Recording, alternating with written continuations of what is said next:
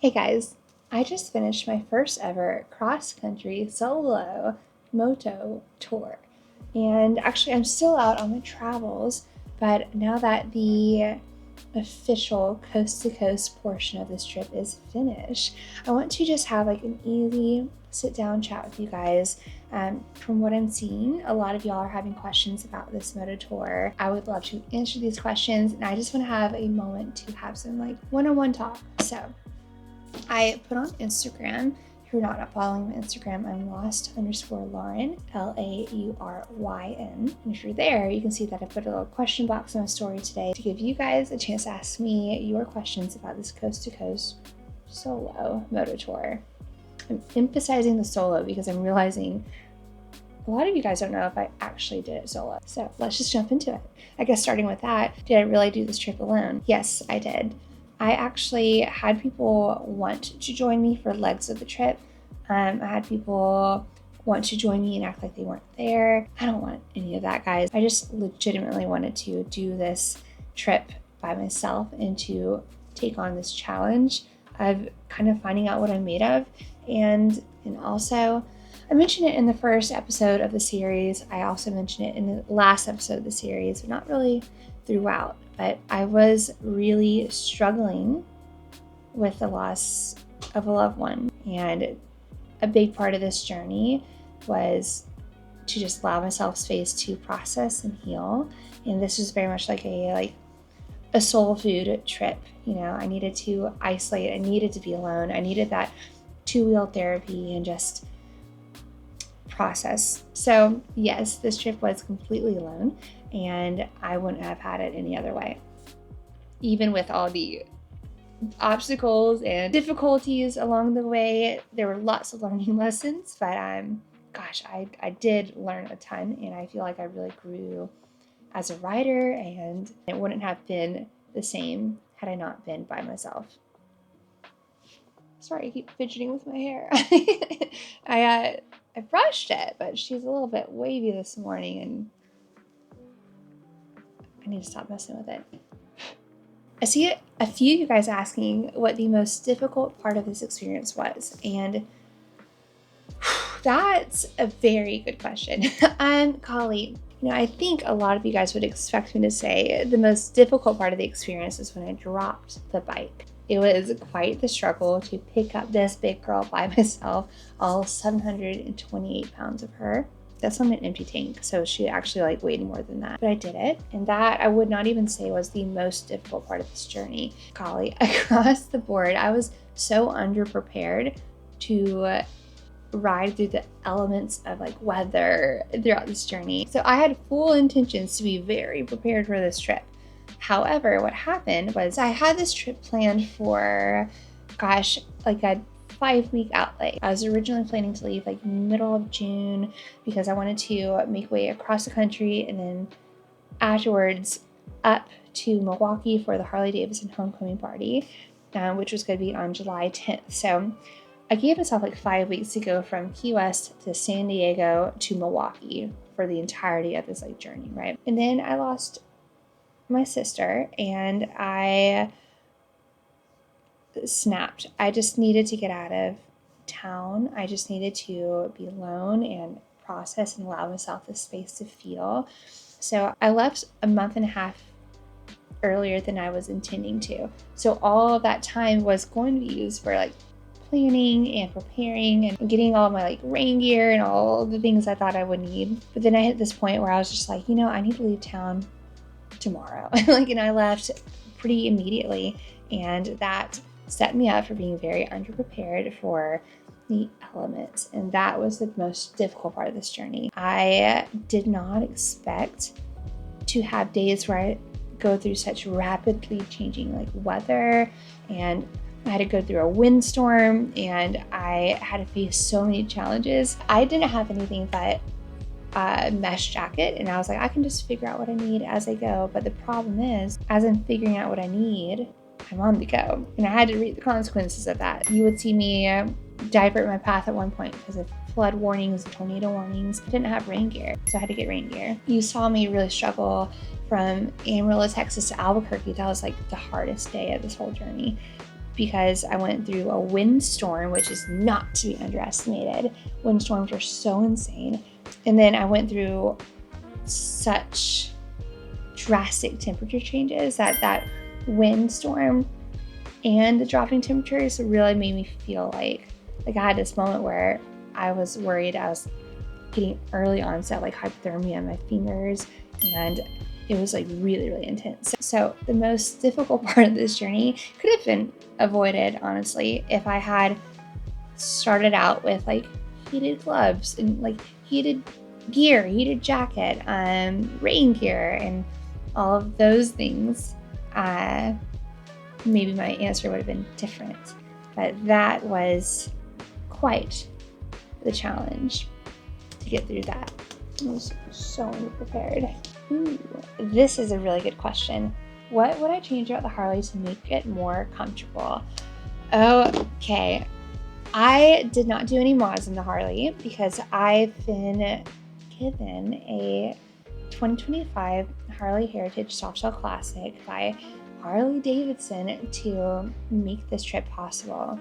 And this bike is like a loan. They allowed me to just like take her out for like the ultimate test ride. But that being said, I'm not putting any like mods on her. I'm not doing any like aftermarket work to her. So what would I have given her to make her more comfortable?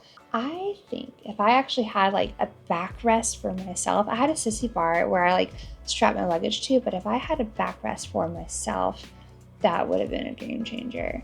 I was really comfortable. I never really struggled with like back soreness or anything, but it would have been just like that much more like a couch. It would have been so comfortable. And she was. I've heard a couple people think that the seat might not be comfortable enough, just being like a manufacturer seat, but it was so comfortable. Like I just felt so free because I could have just kept going.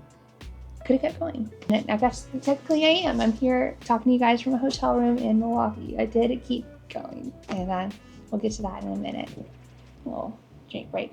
I love these babies. 15 calories. I thought about what else I would change, and I would add an engine guard. I think I really needed that when I dropped the bike.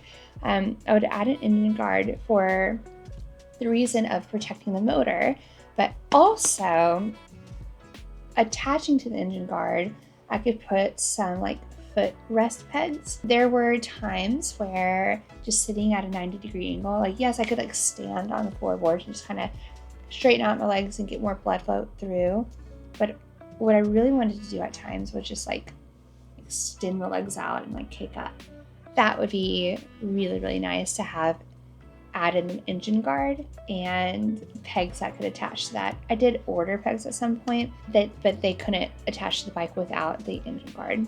And lastly, I might put a cup holder on her.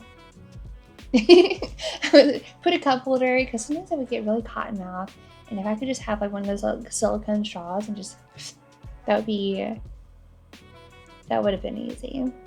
Besides that, I mean, the bike was so comfortable. I really had this feeling like I could just like keep going. I didn't need to stop. I loved it. I'm currently still loving it. Okay, so these two go hand in hand. Do you get to keep the bike?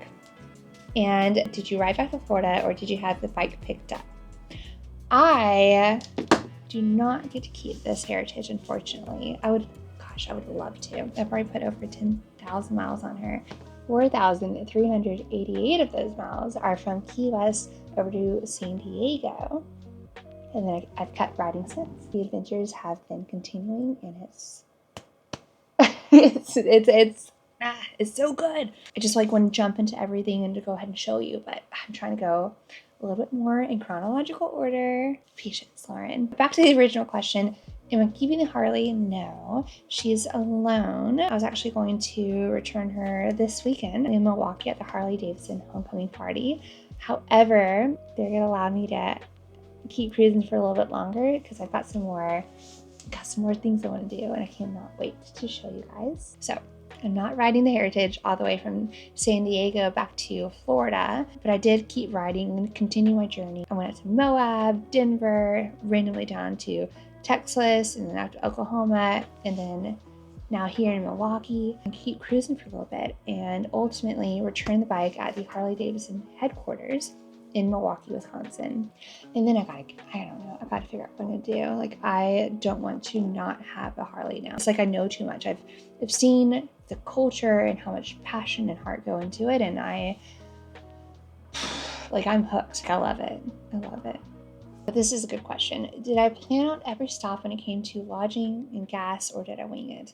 I am professionally winging it. This is like my constant response to my mom. She's like, what's your plan? Mama, I am professionally winging it. I didn't really plan a lot. I think for me, part of the journey is to let it unravel as I go. And I wanted to allow myself the space to like pivot if I wanted to. Like I had to do from Biloxi, Mississippi, I had to pivot and shoot straight north to Arkansas because the tornado and flood warnings that were blocking my path to South Texas. That's a prime example of like having to be flexible. Also, I just wanted to allow myself the space to go with what felt right. So like I was so excited that I could stop and see JD and Liz in Stillwater, Oklahoma. I got in touch with them like 5 days before I was going to be there, and that was like the most planning I had done. It was such a cool part of the experience, getting to stop and learn how to dirt bike ride in Oklahoma. A lot of things were just like winging it until, gosh, I knew I wanted to stop in Sedona. I didn't have like hotels or anything planned out. I just knew like that was going to be my destination for chilling for a few days. So ultimately, I did not plan things out. I mean, there were days where I was riding and I was like, man, like I need to listen to my body. I am exhausted. I am ready to stop. And if those feelings wash over me, I would book a hotel like 30 minutes to an hour out. But then there were days where I thought I was going to stop and I just felt so good. I wanted to keep on going. So like when I got towards Flagstaff, I was like, well, actually, I don't want to stop. I'll just keep rolling. And I did. I rolled another hour and a half or so to Sedona. I am professionally winging it. And that is what works best for me. I think I'm losing my voice.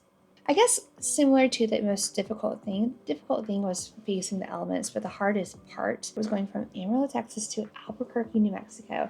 Y'all, if you've seen that video, you totally understand. Like gosh, I think I labeled it like the most miserable day of riding yet. And it was really intense. And I've never had to stop 3 times within 30 minutes because like I truly didn't think I could make it to the next town over. Like I mean, I knew like that was the only option to keep going and to make it through.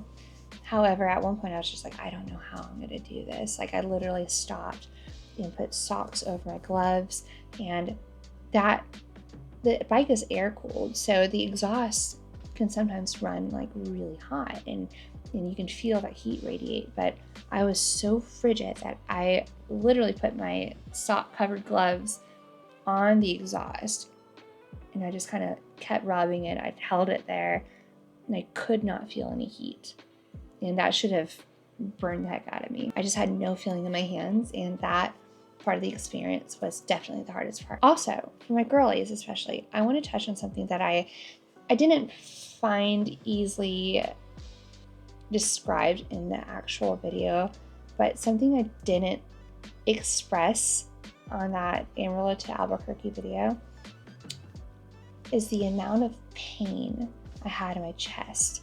I got a breast augmentation, gosh, 2 Octobers ago, and I have Mentor implants. I Googled it. It would take extreme conditions for them to like freeze, and I don't think they were freezing, but I think they got so frigid inside of my body that a big part of my struggle, and I was really concerned that I would have like a true medical emergency. I had this incredible pain from inside of my body.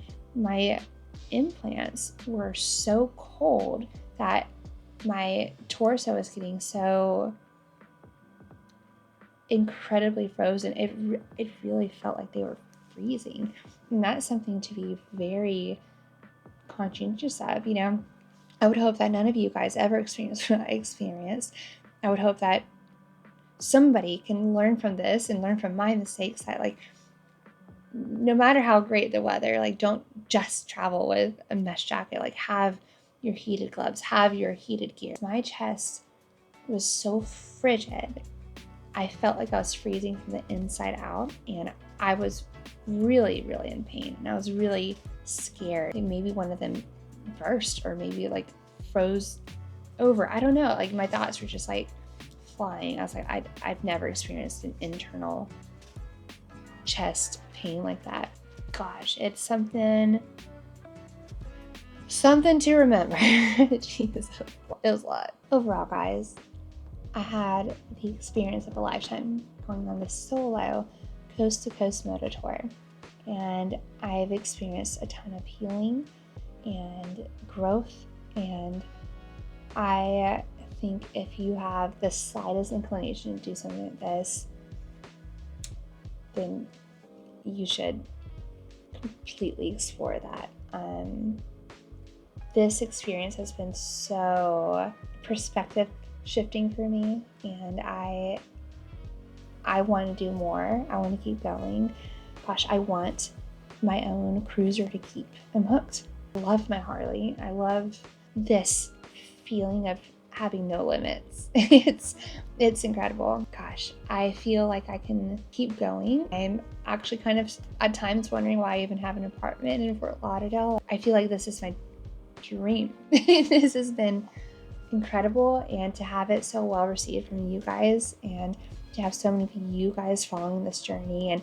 And this past weekend at the homecoming party, I got to meet so many of you guys at meet and greets, and my heart is just so touched by the amount of y'all who felt my struggles through this journey, or were like cheering for me at your screens when I was trying to pick up the bike, or crying with me when I was expressing my heartache. And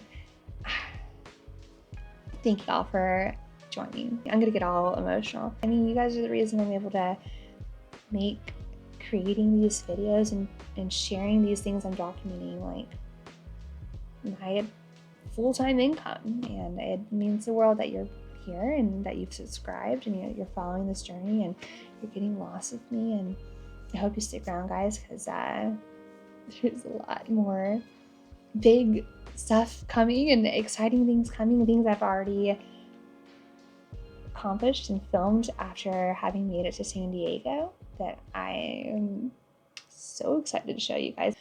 I'm totally rambling, but thank you guys. Thank you to everybody who submitted questions. If you have more, please leave them in the comments below. And I try to get to as many as I can. Sometimes it gets away from me, but I will keep trying because you guys are the reason I'm getting to do this. So, gosh. All in my feels. I'll see you guys in next week's video. Ooh, if all goes well. It's gonna be in Moab. Alright, I'm gonna go get lost.